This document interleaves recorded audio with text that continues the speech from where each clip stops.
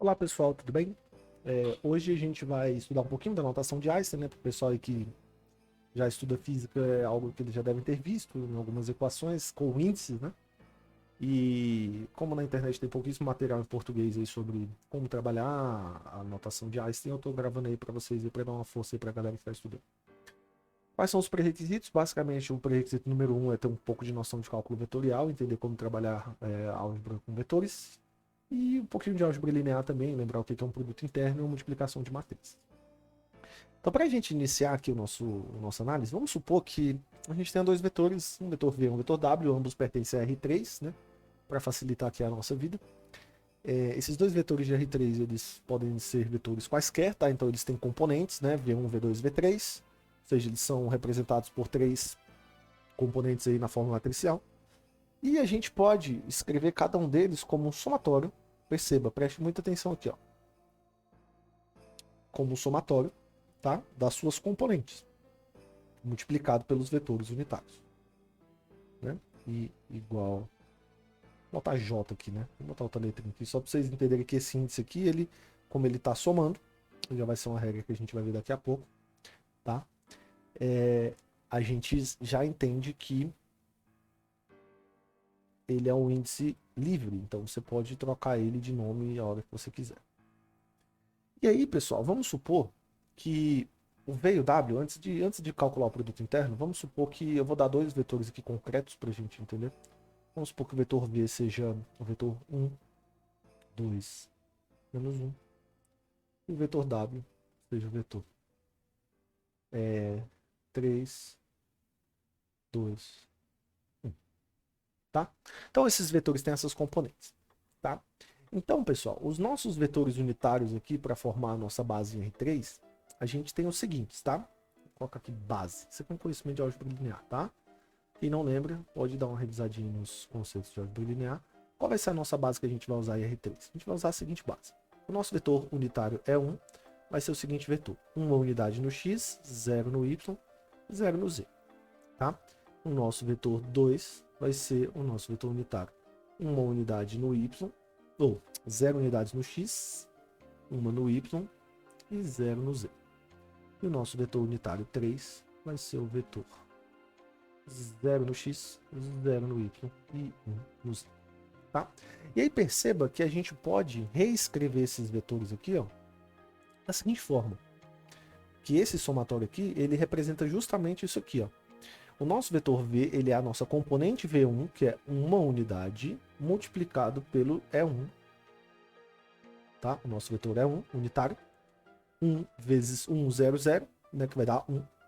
Mais duas unidades, vezes o nosso vetor é 2. Perceba que 2, que é a componente que está aqui, multiplicado vezes o 0 vai dar 0, multiplicado vezes 1 vai dar 2, multiplicado pelo 0 vai dar 0. Então aqui a gente vai ter o vetor 0, 2, 0, mais o nosso vetor menos 1, né? Na verdade eu vou botar menos aqui, né?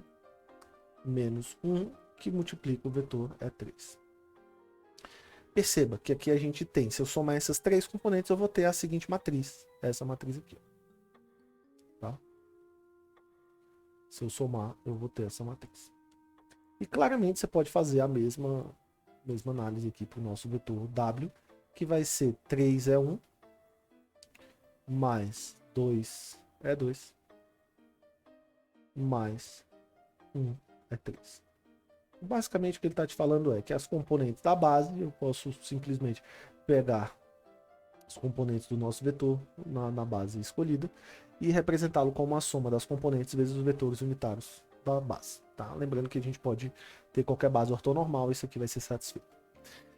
E como é que a gente aplica a notação de Einstein aqui nesse caso para a gente entender bem como escrever esses vetores? Então a primeira coisa que eu quero que vocês entendam é o seguinte, tá? Sempre que eu tiver índices repetidos, tá? Então, primeira regra, tá? Primeira regra. A gente é uma regra básica aí que a gente já assume que todo mundo saiba, tá? A gente tem que ter consistência indicial, tá? Ou seja, o que é essa regra de consistência indicial? Os índices livres devem ser os mesmos dos dois lados da equação. Tá? Os índices repetidos serão somados, subentendendo-se a soma, a não ser que o contrário seja dito. Então, uma regrinha aqui básica, vou explicar para vocês basicamente o que isso aqui significa, mas a ideia básica é a seguinte: presta muita atenção que agora a gente vai ver aqui como é que isso aqui se converte numa expressão matemática.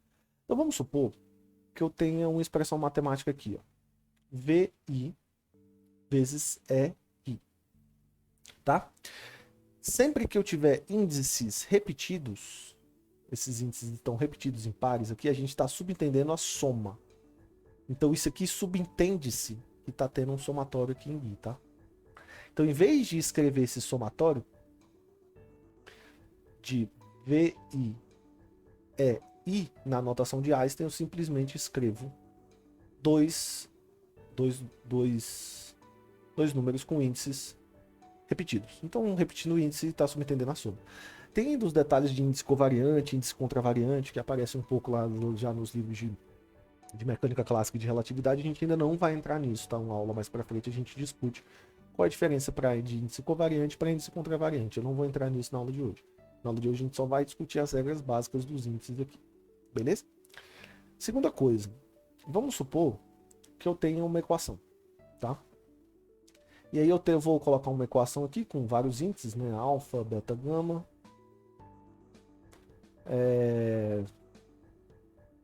Beta,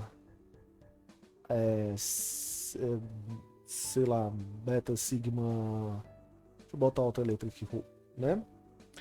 Perceba que aqui a gente tem um par de índices repetidos. Ignora o índice em cima e o índice embaixo, tá?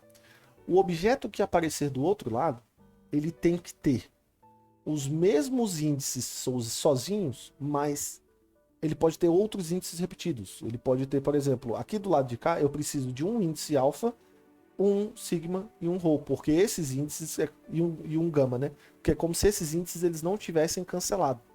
Deixa eu mudar esse índice aqui para alfa também. Então vamos marcar aqui os índices que estão repetidos, ó. Esse índice está repetido, esse índice está repetido, esse índice está repetido, esse índice está repetido. Esses índices a gente chama em inglês de dummy índices, que são os índices que são índices simplesmente que só estão marcando ali um somatório, que está acontecendo uma soma ali desses índices, tá? Os outros índices, qualquer que seja o objeto que tiver aqui desse lado, que eu vou chamar de O, ele tem que ter como índices livres o gama e o rho, que foram os índices que sobraram. E ele pode ter outros índices somando também, tá, gente? Ele pode ter outros índices aqui, como I, J, um outro, sei lá, um F, I, J. Mas perceba que os índices livres de um lado, que são esses que eu vou pintar agora de verdinho, eles têm que ser iguais aos índices livres do outro lado. E os índices que não são livres, que são os índices que estão somando, eles são ignorados nessa análise. Então, por exemplo, aqui, ó, desse lado soma o IJ, tá vendo? Eu estou somando o IJ dos dois lados. E do outro lado aqui eu estou somando o alfa beta. Perceba que os únicos índices livres que a gente tem são o gama e o rho, e ele tem que aparecer dos dois lados. O objeto que aparecer do lado direito tem que ter gama rho como índice livre, e o objeto que aparecer do lado esquerdo também tem que ter gama rho como índice livre. O que seria o exemplo de uma equação indicial que não faz sentido, né? Seria uma, por exemplo, assim, ó. IJ, KL igual a MN. Perceba que eu tenho índices livres desse lado, né? Todos esses índices aqui são livres, eu tenho 4 índices livres, e esses 4 índices livres não correspondem a esses daqui. Então é como se eu estivesse igualando banana com maçã. Os dois lados eles não se referem à mesma coisa, tá? Então a regrinha básica aqui é uma ideia bem básica, bem fundamental, só para você entender a consistência indicial. Os índices de um lado tem que ter do outro, se eles forem livres, esses índices eles têm que estar presentes dos dois lados da equação. Beleza, pessoal? E aí os outros índices que somam, a gente vai aplicar a seguinte regra de somatório, tá? Então preste muita atenção. Primeira regra de somatório que a gente vai ter é a seguinte. Se eu tenho um vetor de base, é com o índice i, tá? E eu faço produto interno com o vetor de base, é com o índice j, tá? Isso aqui, gente, é a mesma coisa de eu pegar lá o i, j e o k e multiplicar com o conjunto i, j, k de vetores unitários que vocês viram lá na física, tá? Esse produto ele só vai dar 1 se i for igual a j, tá? E 0 caso contrário. O que isso aqui significa? Vamos voltar ali para os vetores de base.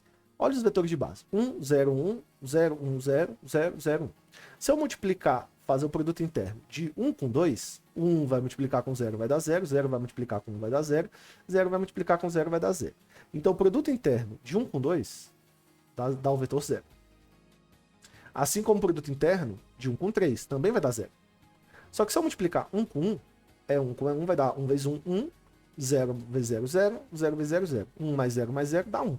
Então perceba que o produto interno dos vetores unitários da base, eles só dão 1 quando um vetor ele é multiplicado por ele mesmo. Essa ideia aqui, ela vai ser representada pelo símbolo delta de IJ. Tá? Esse símbolo delta de J, ele representa o seguinte. A gente chama ele de delta de Kronecker e ele representa a seguinte ideia. Se os índices são iguais, a gente bota 1 no lugar desse símbolo. Se os índices forem diferentes, a gente bota 0. Tá? E aí perceba a seguinte ideia. I vezes EJ vai ser igual a delta de IJ. Tá, você fala, tá, Felipe, mas como é que a gente faz continha com isso? Muito simples.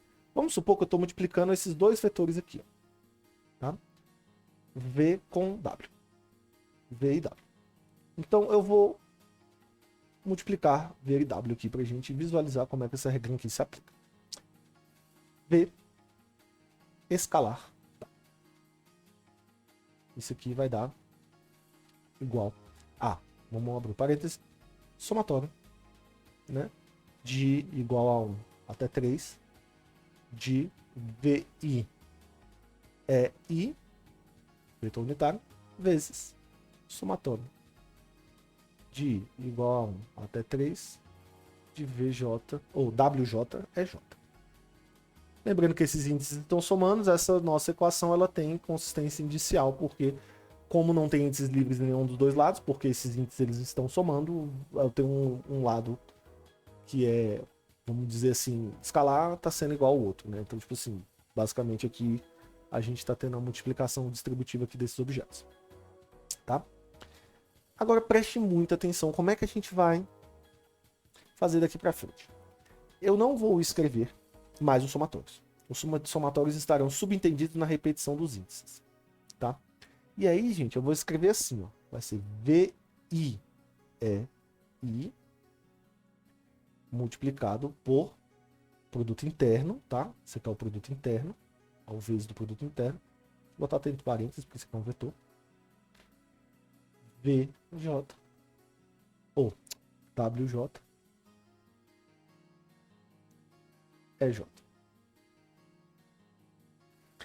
Perceba que esses dois caras aqui são números, são escalares, tá? São só as componentes do vetor. Eu vou tirar esses dois caras de evidência e eu vou fazer o produto interno dos vetores, tá? Porque o produto interno só ocorre entre os vetores. Então eu vou fazer assim. Isso aqui vai ser igual a VI vezes WJ. Só que aqui vai nos sobrar o produto interno de EI, que é o nosso vetor de base, vezes o produto interno com EJ. E a gente acabou de ver que esse produto interno ele pode ser representado por essa expressão que está aqui em verde. Né? Só que lembre-se, essa expressão que está em verde representa essa ideia aqui, ó, de que quando os índices forem iguais dá 1, quando eles forem diferentes dá 0. Então o que a gente vai ter aqui, pessoal, é isso aqui. VIWJ. E aqui a gente vai ter delta de J. E aí a gente vem para a primeira operaçãozinha que a gente vai aprender aqui na notação de Einstein, tá? Como operar o símbolo lógico aqui, o nosso delta de Kronecker. Esse delta de Kronecker, ele vai te dar uma ordem. Essa ordem é a seguinte. você vai cancelar um índice transformando no outro. Né? Uma maneira, isso aqui tá bem pobre a escrita, mas eu vou basicamente explicar para vocês o que significa isso aqui que eu tô falando. O que significa cancelar um índice transformando um no outro, né? Basicamente é o seguinte, esse delta de J tá te falando que essa expressão ela só vai ter resultado não nulo quando o I for igual a J. Então o que a gente pode fazer é o seguinte, a gente pode optar por, como isso aqui vai resultar em um somatório, ou seja, a gente não vai ter índices livres, a gente pode simplesmente usar esse J para cancelar esse J, e aí no lugar do J a gente coloca o I. É isso que esse operador faz. Então, no final das contas, a gente vai ter VI, WI, ou a gente também poderia cancelar o I e escrever o J, a gente teria VJ, WJ, tá? Porém, isso aqui subentende-se soma, né? Como eu disse. Repetição de índice subentende-se soma. Então, o resultado final deu pra gente VJWJ ou VIWI. Só que isso aqui, matematicamente falando, é V1 vezes W1 mais V2 vezes W2 mais V3 vezes W3. E claramente isso aqui é a definição de produto interno. Tá? Isso aqui é V escalar W, que é a soma do produto das componentes uma por outra. Tá, pessoal? Então é bem simples. Tá? Então esse é o primeiro vídeo que a gente tem aqui de notação de Einstein. A gente vai ter vários outros aqui para trabalhar com vocês aí. Caso você tenha gostado do vídeo, deixa o like aí e se inscreve no canal. Valeu!